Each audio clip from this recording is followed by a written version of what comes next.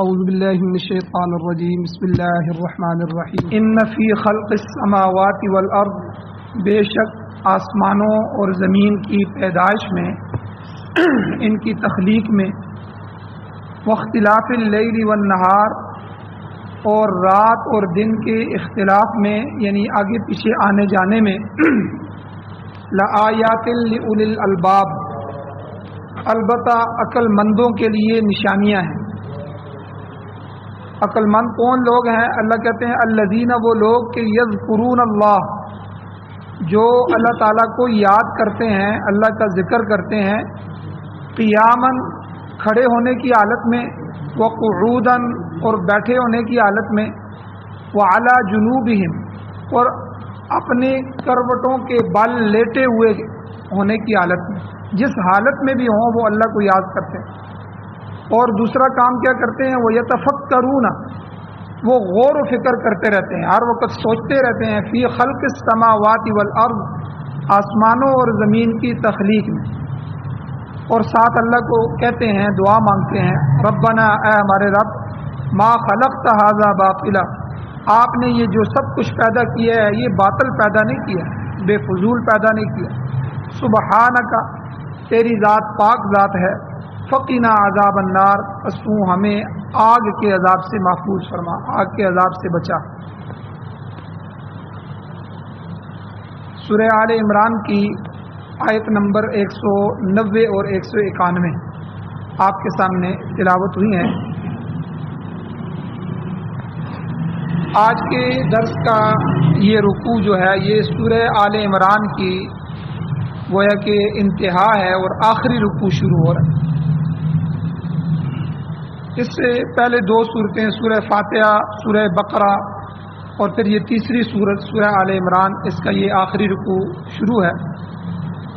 اس صورت کی ابتدا میں، شروع میں اللہ تعالیٰ نے مسئلہ توحید بیان فرمایا، بالکل شروع میں اللہ نے توحید سے بات شروع فرمائی، الف لام میم، اللہ لا الہ الا ہو الحی القیوم، یعنی اللہ تعالیٰ وہ ذات ہے کہ جس کے سوا کوئی معبود نہیں، وہ زندہ ہے اور قائم ہے، ہمیشہ رہنے والا۔ یہ توحید سے اللہ نے اس صورت کو شروع فرمایا۔ اب اس آخری رکوع میں اللہ تعالیٰ نے پھر مسئلہ توحید کے دلائل بیان فرمائے کہ میں اکیلا ہوں تو اکیلا کس طرح ہوں، یہ دلیل ہے۔ اس سے گزشتہ آیت میں اللہ تعالیٰ کی الوہیت اور حاکمیت دونوں کا دعویٰ کیا گیا۔ وَلِلَّهِ مُلْكُ السَّمَاوَاتِ وَالْأَرْضِ، تمام سلطنتیں، آسمان اور زمین کی تمام چیزوں کی ملکیتیں اللہ کی ہیں، یہ اللہ تعالیٰ کی حاکمیت کا دعویٰ۔ وَاللَّهُ عَلَى كُلِّ شَيْءٍ قَدِيرٌ، اور اللہ تعالیٰ ہر چیز پر قادر ہے۔ تو یہ الوہیت اور حاکمیت کا دعویٰ اللہ تعالیٰ کا، یعنی قادر مطلق ہونا، ہر چیز پر مطلق طور پہ قادر ہونا، اور معبود برحق، یہ صرف اللہ تعالیٰ کی صفت ہے، وہی اللہ ہی ہو سکتا ہے۔ اب یہ جو آیتیں موجود ہیں، ان آیتوں میں اور آنے والی آیتوں میں دعوی ملکیت بھی ہے اور قدرت تامہ بھی بیان کی گئی ہے، اور توحید کے دلائل بھی اللہ تعالیٰ نے بیان فرمائے ہیں۔ تو یہ ایسی صفات ہیں جو صرف اللہ رب العزت کے ساتھ مختص ہیں، خاص ہیں۔ متصرف فی الامور ہونا، چیزوں کے تصرف کرنے کا اختیار، یہ جو صفت ہے یہ اللہ کی صفت۔ قادر مطلق ہونا کہ ہر چیز پر قدرت، انسان کسی چیز پہ قدرت رکھتا ہے، کسی پہ نہیں رکھتا، اپنے جسم پہ بھی قدرت نہیں رکھتا، بخار ہو جائے تو اس کو ٹھیک نہیں کر سکتا، جسم کی اصلاح نہیں کر سکتا، ہر چیز میں اللہ کی ذات کا محتاج ہے۔ تو لیکن پوری دنیا میں متصرف فی الامور، ہر چیز کے کرنے میں آزاد ہونا یہ اور تصرف کرنا یہ اللہ کی صفت۔ قادر مطلق ہونا یہ اللہ کی صفت۔ مستحق عبادت ہونا، عبادت کے مستحق اگر کوئی ذات ہے دنیا میں وہ صرف اللہ کی ہے۔ اللہ کی ذات کے علاوہ دیکھیں، نظر ماننا، منت ماننا، یہ سب عبادتیں ہیں، سجدہ کرنا، رکوع کرنا، اور یہ جتنی بھی عبادات ہیں ان سب کا مستحق کی عبادت ہونا یہ صرف اللہ کی ذات ہے۔ نافع اور ضار، نفع دینے والی ذات اور نقصان دینے والی ذات، یہ صرف اللہ تعالیٰ کی ذات ہے. تو ان امور میں کسی اور کو کوئی ایک ذرہ برابر بھی دخل حاصل نہیں. کوئی ہستی، چاہے وہ پیغمبر ہوں، چاہے وہ فرشتے ہوں، چاہے وہ عام انسان ہوں، چاہے اولیاء اللہ ہوں، کوئی بھی جو ہے اللہ کی ان صفات میں ذرہ برابر بھی شریک نہیں. سارے اللہ کی محتاج ہیں، ہر چیز میں اللہ کے محتاج ہیں.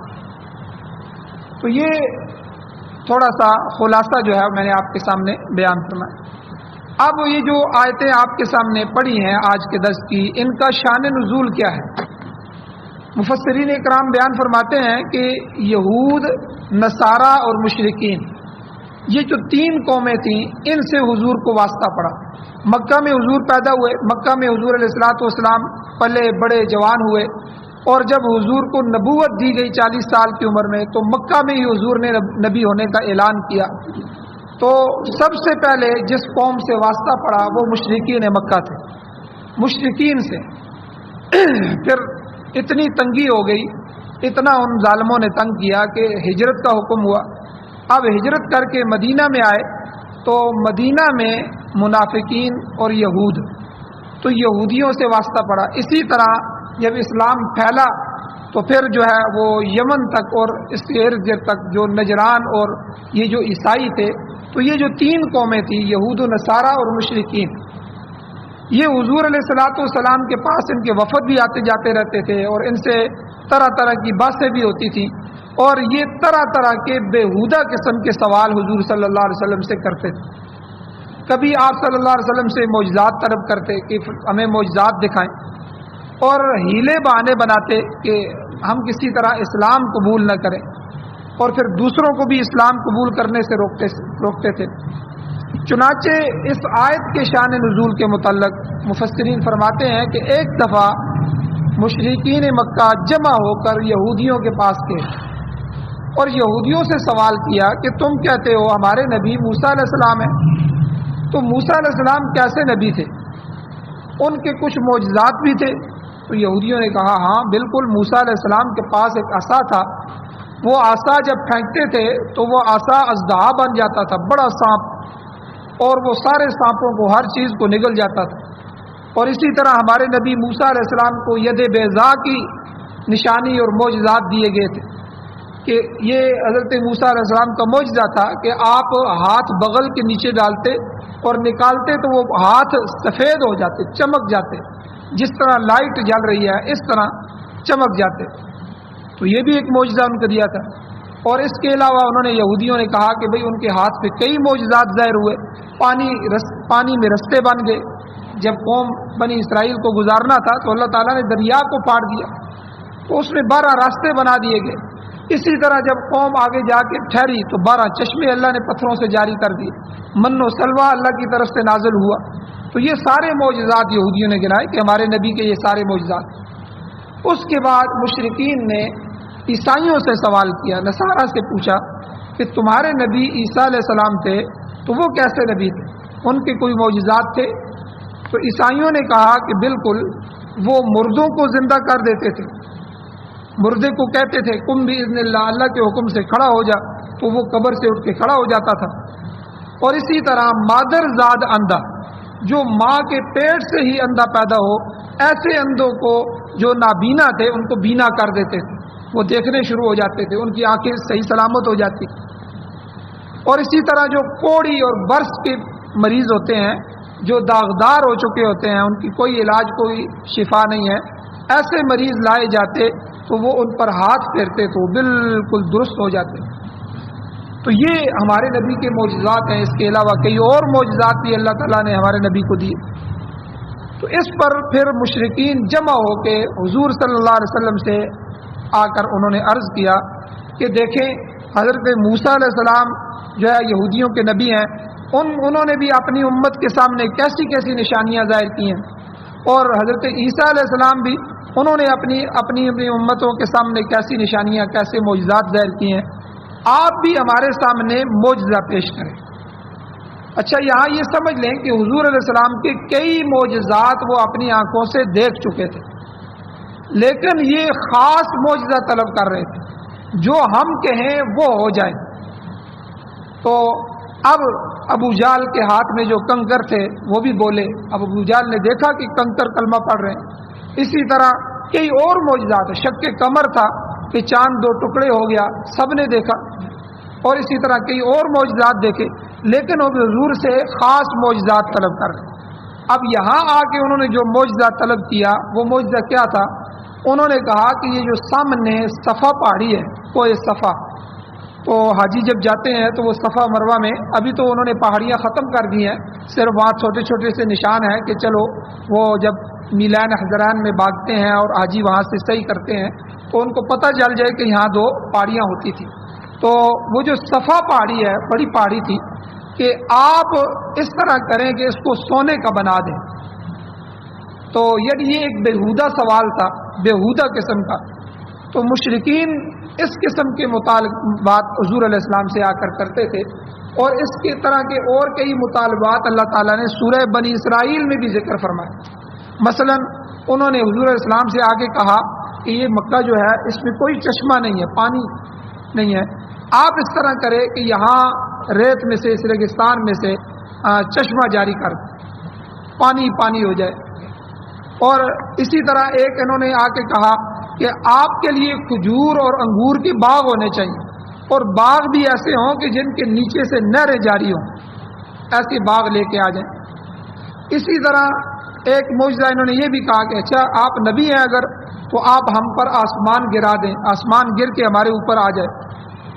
اور اسی طرح ایک معجزہ یہ بھی مانگا کہ اللہ تعالیٰ کو اور فرشتوں کو آپ لے کے ہمارے پاس لے آئیں، سامنے لے آئیں، ہم ان کو دیکھیں.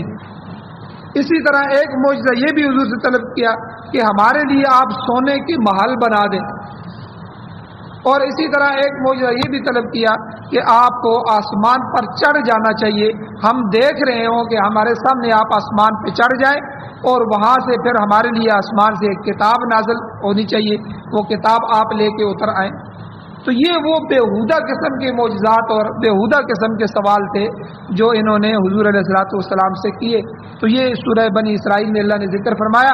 لیکن بہرحال اس مقام پر مشرکین نے صفا پہاڑی کو سونے کا بنانے کا مطالبہ کیا. تو اس کے جواب میں اللہ تعالیٰ نے یہ جو آج کے درس کی آیتیں ہیں یہ اللہ تعالیٰ نے نازل فرمائی. حضرت عطا یہ تابعی ہیں رحمہ اللہ، یہ فرماتے ہیں، ان کی روایت ہے کہ انہوں نے ام المؤمنین حضرت عائشہ صدیقہ رضی اللہ تعالیٰ عنہ کے پاس آئے، ان سے عرض کیا کہ اماں حضور نبی کریم صلی اللہ علیہ وسلم کا کوئی عجیب و غریب واقعہ ہمیں بتائیں.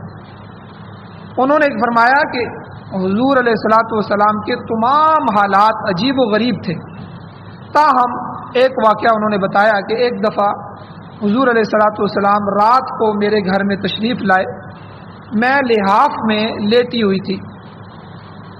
آپ علیہ السلام بھی تھوڑی دیر لحاف میں لیٹ گئے، پھر فرمایا عائشہ مجھے اجازت دو میں اپنے رب کی عبادت کروں. چنانچہ اٹھ کر آپ علیہ السلام نے وضو فرمایا اور نماز کے لیے کھڑے ہو. اور آپ علیہ الصلوۃ والسلام یہ آیت ان فی خلق السماوات والارض آخر تک پڑھتے رہے اور روتے رہے. اما عائشہ فرماتی ہیں حتیٰ کہ حضور علیہ السلام کا جو سینہ تھا، سینہ مبارک آنسوؤں سے تر ہو گیا. یعنی حضور کتنا روئے ہوں گے کہ سارا سینہ آنسوؤں سے بھر گیا. اس طرح کافی وقت گزر گیا اور یہاں تک کہ صبح ہو گئی. پھر حضرت بلال رضی اللہ تعالیٰ عنہ اذان کے لیے آئے اور عرض کیا، تو آپ علیہ الصلوۃ والسلام سے پوچھا حضرت بلال نے کہ اس قدر آپ کیوں روتے ہیں، کیوں گریہ زاری کرتے ہیں؟ تو جب کہ اللہ تعالیٰ نے قرآن مجید میں بھی فرما دیا ہے اور آپ سے وعدہ بھی کیا ہے کہ آپ کی اگلی پچھلی خطائیں اگر ہیں بھی تو ہم معاف کر دیں گے، اگر آپ سے غلطیاں ہو بھی جائیں گی آپ کی غلطیاں معاف، یہ آپ سے وعدہ ہے، تو پھر بھی آپ اتنا روتے ہیں. تو آپ علیہ الصلوۃ والسلام نے فرمایا افلا اکون عبدا شکورا، کیا میں اپنے پروردگار کا شکر گزار بندہ نہ بنوں؟ جب اللہ نے میرے اوپر اتنے انعام کیے ہیں، میرے گناہوں کی معافی کا اعلان کر دیا ہے اور میرے اوپر رحمتیں اور مجھے اللہ نے پیغمبر بنایا، اتنے انعامات کیے ہیں، تو کیا میں اس کا شکر گزار بندہ نہ بنوں؟ اور پھر آپ علیہ السلام نے فرمایا کہ آج رات مجھ پر یہ آیت نازل ہوئی ان فی خلق السماوات والارض واختلاف اللیل والنہار لآیات لأولی الالباب. تو یہ آیات اللہ تعالیٰ نے نازل فرمائی. اب ان آیات میں مشرکین مکہ کا جواب کیا ہے؟ اصل میں اس آیت میں اللہ تعالیٰ نے مشرکین مکہ کے سوال کے جواب میں اپنی الوہیت اور ملکیت کے متعلق دلائل پیش فرمائے. دلیل دو قسم کی ہوتی ہے. بعض دفعہ دلیل نقلی ہوتی ہے کہ اس کو نقل کیا جاتا ہے، پیچھے سے لکھی ہوئی ہوتی ہے جیسے قرآن کے دلائل ہیں. بعض دفعہ عقلی دلائل ہوتے ہیں کہ عقل اس کو مان رہی ہوتی ہے، عقل سے تھوڑا سا سوچا جائے تو وہ دلیل سمجھ آ جاتی ہے. تو اللہ تعالیٰ نے جو ہے یہاں پر عقلی دلائل پیش فرمائے کہ تم اپنی عقل رکھتے ہو، عقل سے سوچو. بعض مفسرین فرماتے ہیں کہ اللہ تعالیٰ کی الوہیت کے دلائل تو عام ہیں، اللہ الہ ہے، اللہ معبود ہے، اس کے دلائل تو عام ہیں جن کا مشاہدہ تمام انسان شب و روز ہر دن کرتے رہتے ہیں. لہذا ان کی موجودگی میں کوئی دوسرا معجزہ طلب کرنے کی ضرورت ہی نہیں رہتی. تاہم یہ جو لوگ ہیں یہ تعصب میں آ کے ضد اور عناد کی وجہ سے حضور علیہ الصلوۃ والسلام سے ہر روز نئے نئے معجزات طلب کرتے، ان کی فرمائش کرتے رہتے. اللہ تعالیٰ نے ارشاد فرمایا ان فی خلق السماوات والارض، بے شک آسمانوں اور زمین کی تخلیق میں اور واختلاف اللیل والنہار، رات اور دن شب و روز کے اختلاف میں، یعنی ان کے آگے پیچھے آنے جانے میں، لآیات لأولی الالباب، عقل مندوں کے لیے نشانیاں. اب کیسی نشانی ہے؟ ظاہر ہے کہ جب آپ غور کریں گے کہ اتنے بڑے بڑے آسمان اور اتنی وسیع اور عریض زمین کہ جو ختم ہونے کا نام نہیں لیتی، اس کی تخلیق کوئی معمولی بات نہیں ہے. یعنی عقل جو ہے یہ سوچتی ہے کہ یار یہ کوئی ہم چھوٹا سا گھر بناتے ہیں، اس پہ کتنا وقت لگ جاتا ہے، ایک معمار مستری بناتا ہے اور ایک انجینئر اس کا نقشہ بناتا ہے. اتنا بڑا آسمان، آخر کوئی ذات تو ہے جس نے اتنا بڑے آسمان کا نقشہ بنایا ہوگا اور اس کو پھر بنایا. اتنی وسیع اور عریض زمین یہ عام تخلیق نہیں ہے، معمولی بات نہیں. ان اشیاء کی پیدائش جن اور انسان کی بس کی بات نہیں ہے. پھر اس زمین میں اللہ نے بڑے بڑے دریا چلا دیے، ایسے دریا کہ جو ختم ہونے کا نام نہیں لیتے. بڑے بڑے سمندر پیدا کر دیے اللہ نے کہ اس پوری زمین کا یعنی 25% حصہ خشکی کا ہے، باقی 75% حصہ سارا پانی پانی. اتنے بڑے بڑے سمندر اور ان کے اندر مخلوقات، یہ کوئی عام انسان یا کوئی عام جو ہے پیدا کرنے والا نہیں ہے، یہ وہی ذات ہے، اللہ کی ذات ہے. یہ وہ دلائل ہیں جو عقلی دلائل. اور اسی طرح پھر اس زمین کو دیکھیں کہ بلند و بالا پہاڑ یعنی اللہ تعالیٰ نے پیدا فرمائے. اتنے بڑے بڑے پہاڑ، یہ پہاڑ جو ہیں اللہ نے جن کو اوتادا فرمایا کہ پہاڑوں کو ہم نے میخیں بنایا. کہ یہ زمین جو 25% حصہ خشکی کا، یہ 75% پانی پہ کھڑا ہے، تو یہ 25% کیا چیز ہے؟ یہ تو پانی کے اوپر تیرتے رہتی ہے.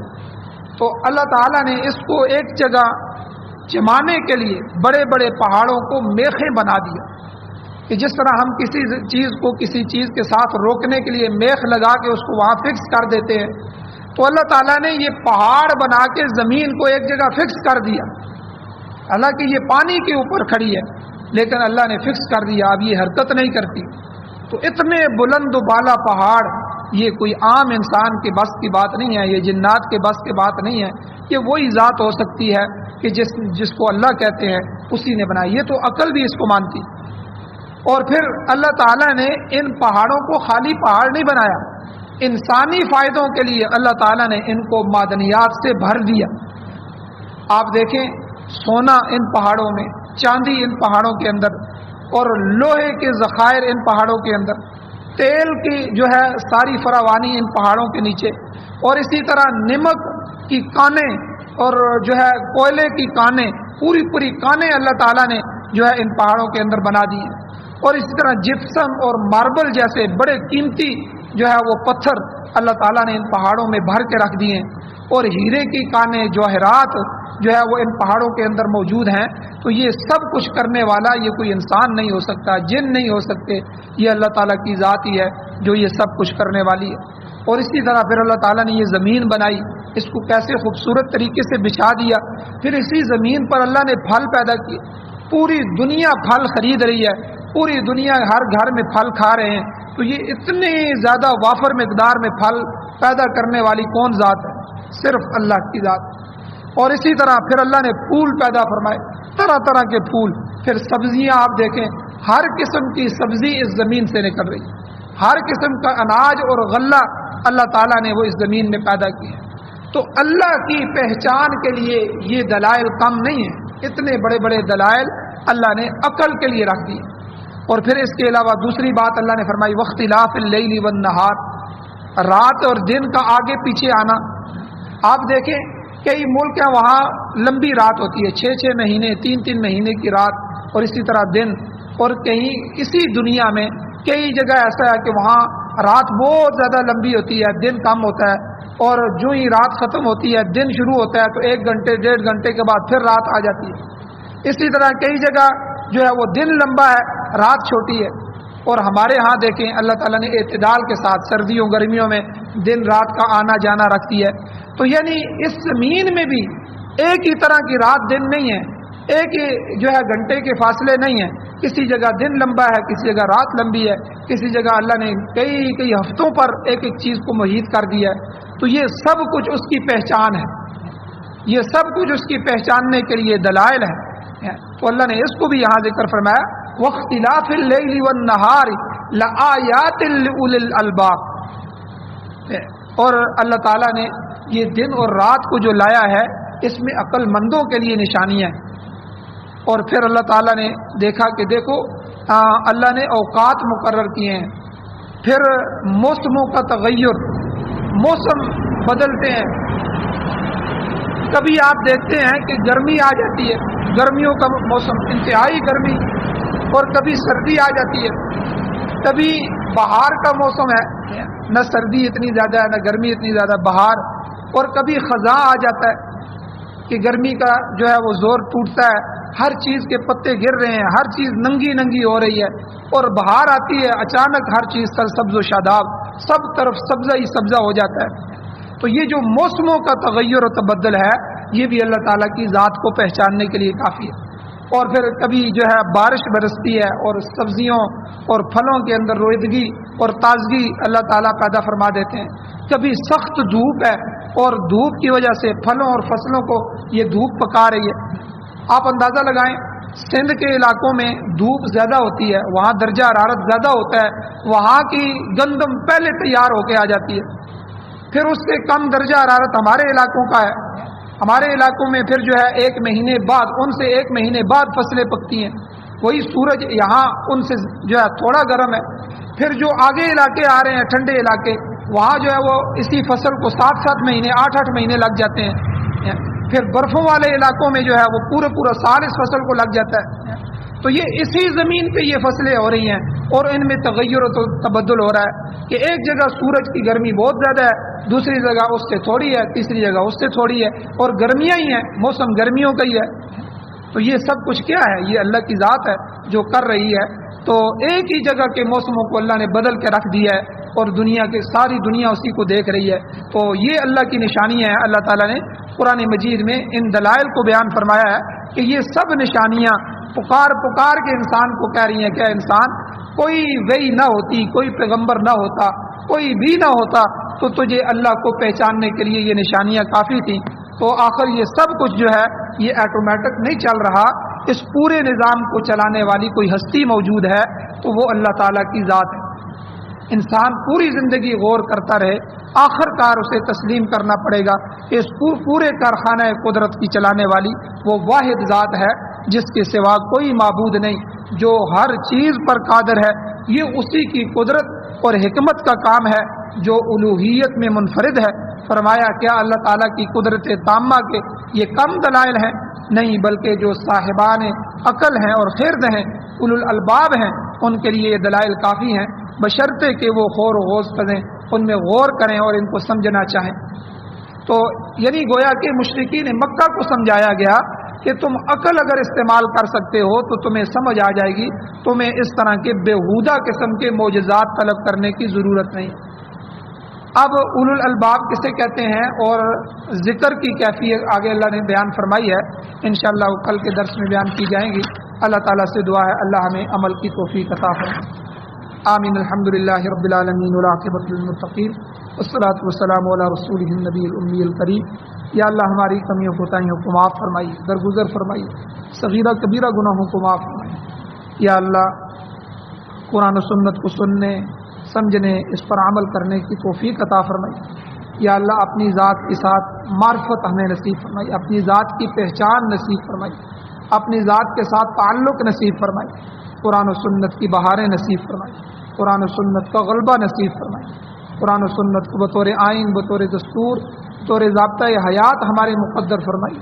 یا اللہ جو حضرات پریشان حال ہے ان کی پریشانیوں کو دور فرمائی، جو بیمار ہیں ان کو شفا عطا فرمائی، جو ایمان کی حالت سے اس دنیا سے جا چکے ہیں یا اللہ ان سب کی بخشش فرمائی۔ صلی اللہ تعالی علی خیر خلقہ محمد و آلہ و صحبہ اجمعین برحمتک یا